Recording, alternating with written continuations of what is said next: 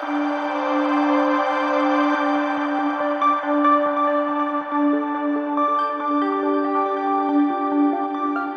हैं बिहार के सीमावर्ती इलाके में एक गांव था, भूल भुलैया गांव।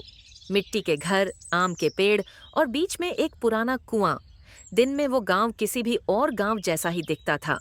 बच्चों की किलकारियां, औरतों की हंसी, बैलों की घंटियां और मंदिर की आरती की मधुर ध्वनि। पर अमावस्या की रात कुछ अलग होती थी। गांव के बुजुर्ग कहते थे, इस रात बाहर मत निकलना बेटा। भूल भुलैया गांव उस रात अपनी जगह बदल देता है। कोई इसे मजाक मानता, कोई डर की कहानी, लेकिन सच्चाई कोई नहीं जानता था। एक दिन शहर से एक नौजवान पत्रकार आरव आया। वो इन लोक कथाओं पर डॉक्यूमेंट्री बनाता था।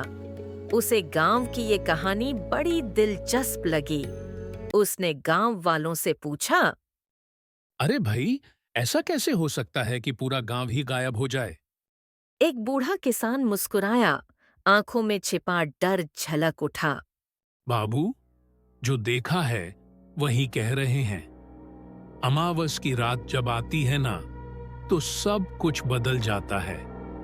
रास्ते घूम जाते हैं, घर किसी और तरफ हो जाते हैं, और जो बाहर रहता है वो फिर लौट कर नहीं आता। आरव हंस दिया। अरे बाबा, ये तो मन की बात है। मैं खुद देखूंगा इस बार अमावस की रात को। गांव के सरपंच ने चेतावनी दी। बेटा, कुछ बातें देखने के लिए नहीं होती, समझने के लिए होती हैं। रात हुई, आसमान में चांद नहीं था। सन्नाटा ऐसा कि अपने दिल की धड़कन तक सुनाई दे। आरव ने कैमरा लगाया ट्राइपॉड पर। उसकी टॉर्च की पीली रोशनी मिट्टी की दीवारों पर पड़ रही थी। अचानक हवा चलने लगी। दूर कहीं से शंख जैसी गूंज उठी। आरव ने देखा, रास्ते जैसे मुड़ने लगे, पेड़ के साए लंबे हो गए और मंदिर की घंटी अपने आप बज उठी।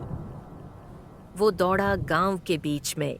जहां सुबह चौपाल थी, अब वहां सिर्फ धुंध थी। घरों के दरवाजे अपने आप बंद हो रहे थे, दीवारें सिकुड़ती जा रही थीं। कोई है? आरव चिल्लाया, पर जवाब सिर्फ हवा ने दिया। उसने अपनी घड़ी देखी, रात के 12 बजे थे। कैमरे की लाइट झिलमिलाई और बंद हो गई। चारों तरफ अंधेरा। तभी पीछे से किसी की आवाज आई, यहाँ क्यों आए हो बेटा? आरव पलटा। एक सफेद दाढ़ी वाला आदमी खड़ा था, वही किसान। आप यहाँ कैसे? मैं तो यहीं था हमेशा से, बस तुम लोगों को दिखता नहीं हूं अब। क्या मतलब? बूढ़े ने धीमी आवाज में कहा। यह गांव हर अमावस को अपने पापों से बचने के लिए छिप जाता है। कभी यहाँ एक साधु को गांव वालों ने मार डाला था। तब से उसकी आत्मा इस मिट्टी में बस गई है। जब तक कोई बाहरी आदमी यहाँ आता रहेगा, गांव भटकता रहेगा। तो मैं कैसे निकलूं यहाँ से? बूढ़े ने मुस्कुराकर कहा, जो गांव को समझेगा वही रास्ता पाएगा। आंखों से नहीं, दिल से देख। आरव ने आंखें बंद की। उसके कानों में बच्चों की हंसी, मंदिर की आरती और खेतों की खुशबू गूंजने लगी। जब उसने आंखें खोलीं, धुंध छूट चुकी थी।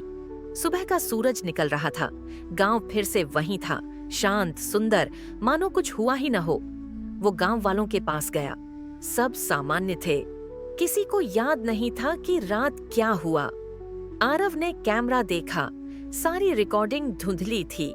बस एक फ्रेम साफ था, बूढ़े किसान का चेहरा, और उसके पीछे लिखा था मिट्टी की दीवार पर, भूल भुलैया गांव को मत ढूंढो, इसे महसूस करो। उस दिन आरव ने अपनी डॉक्यूमेंट्री नहीं बनाई।